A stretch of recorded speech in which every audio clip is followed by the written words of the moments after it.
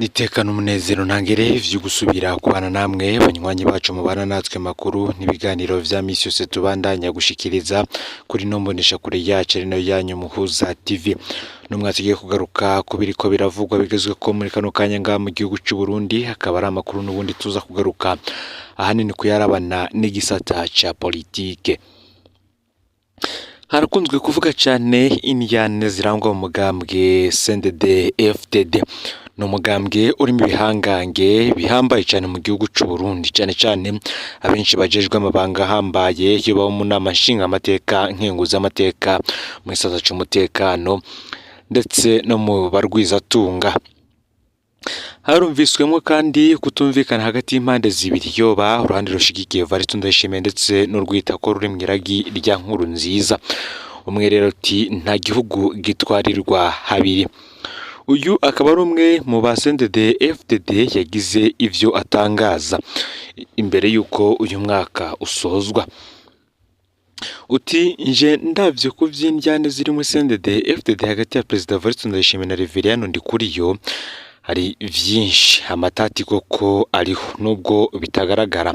Ati ni kenshi n'ubundi Reverien NDIKURIYO nawe yagiye arahabwa gasopo mu buryo butagaragarira umwe wese, gusa na wewe akabimenya ko ayihawe. Nako kandi ngo hari ibikorwa Reverien NDIKURIYO yama akora bigatera ubwoba abo ku ruhande rwa Perezida Varito Ndayishimiye. Tubibutse ko Reverien NDIKURIYO n'ubundi hari mu bari begereye cyane uwahoze ari umushikiranganje wa mbere Arengiyombe Bunyoni kuri bamaze gukatirwa uwo guherayo, ariko akaba yarafashe umwanzuro wo kunguruza urubanza rwiwe.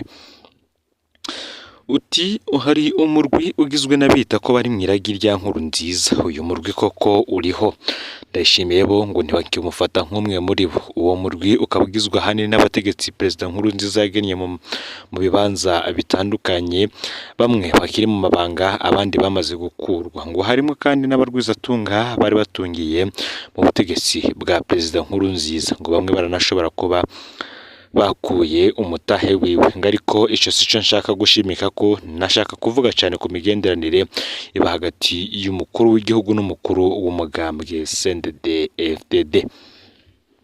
Uti burya ikibazo kiri muri CNDD-FDD cyatanguye mu gihe ca Hussein Radjabu mu mwaka wa 2005, warashatse ko ari we yoba umukuru w'igihugu. Tanzania na Afrika y'Epfo bimwamirira kure. Abonye ivyo bihugu bimwankiye kandi ari byo vyaduhetse, Radjabu yumvikanye na nkuru nziza ko umwe atwara igihugu ubundi agatwara umugambwe.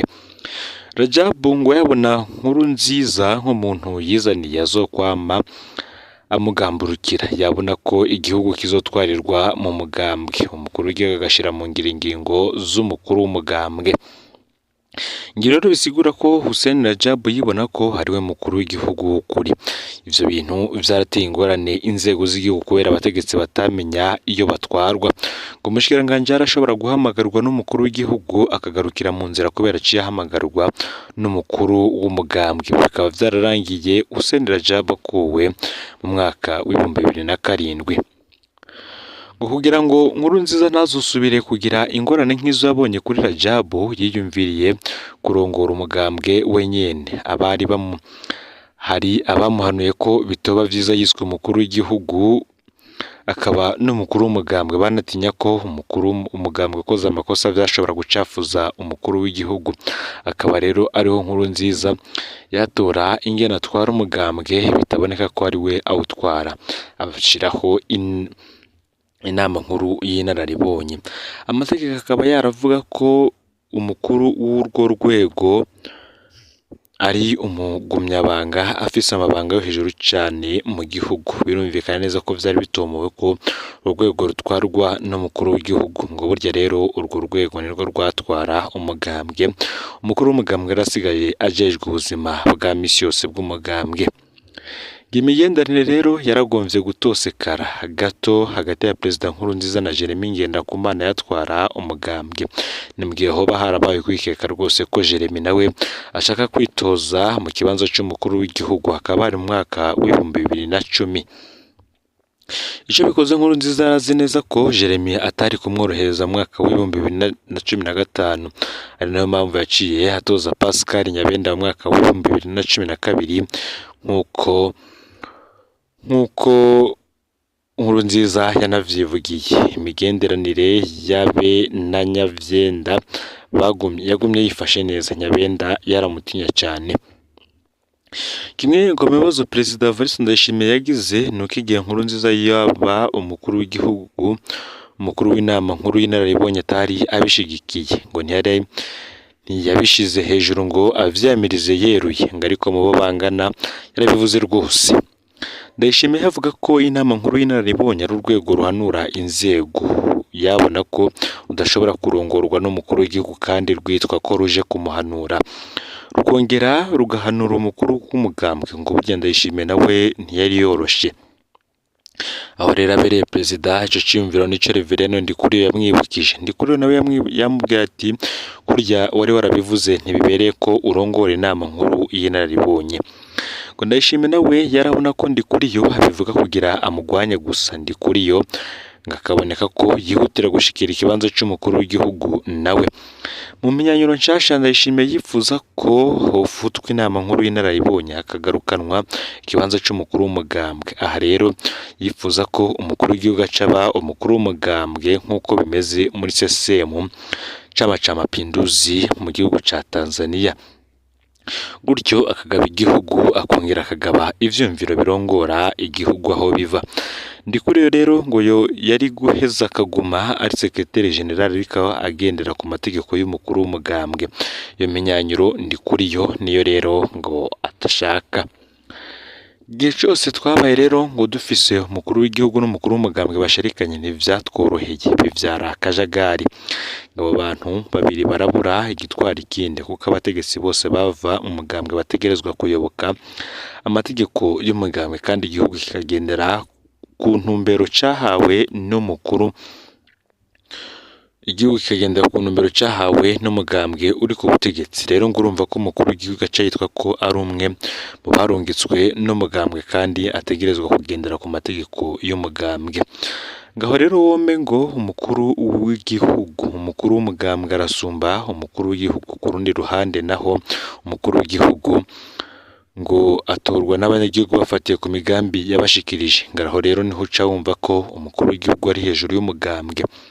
Inzira nziza igabanya amatati nuko umukuru w'igihugu ari we agaba umugambwe, ariko ikica kiba gisigaye kurabwa neza nuko amategeko y'igihugu avyemera ko umukuru w'igihugu arongora umugambwe mu gihe kuva mu mwaka w'1992 hemejwe imigambwe myinshi. Ivyo bintu vyari vyaravuyeho. Izo mpande zibiri zishamiranye ati njewe ntaho mpagaze, ariko birahambaye ko ubutegetsi bwobamwo ituze, igihugu kigatwarirwa hamwe. Gutyo niyo umukuru w'igihugu yananirwa ntaze azana ivyitwazo ngo n'abandi bamunanije.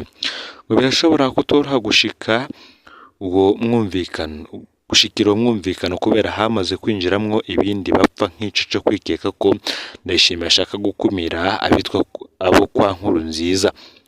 Mu mwaka uheze aho bibuka Perezida Nkurunziza, Ndikuriyo yarababaye ko umugambwe utahawe ikibanza kiboneka mu birori. Yarashatse ko ibirori vyo kwibuka Nkurunziza bitunganywa mu ntara zose, ariko barabimwankira. Akaba rero yaca atora inzira yiwe yo kubikora, aho yugurira ikibuga ciwe c'umupira i Makamba. Afata ko Ndayishimiye ari umuntu asanzwe atari we umugambwe wo kwisunga. Aranakunda gushimika kandi avuga abarasiwe ku rugamba nk'uko baba bategerezwa guhabwa ijambo risumba abandi. Mu gihe rero ngo bimeze gutyo birashobora kugorana ko humvikana neza ingene umugambwe uja munsi y'umukuru w'igihugu, ariko nivyo vyokingira ubutegetsi kwama mu ruhagarara.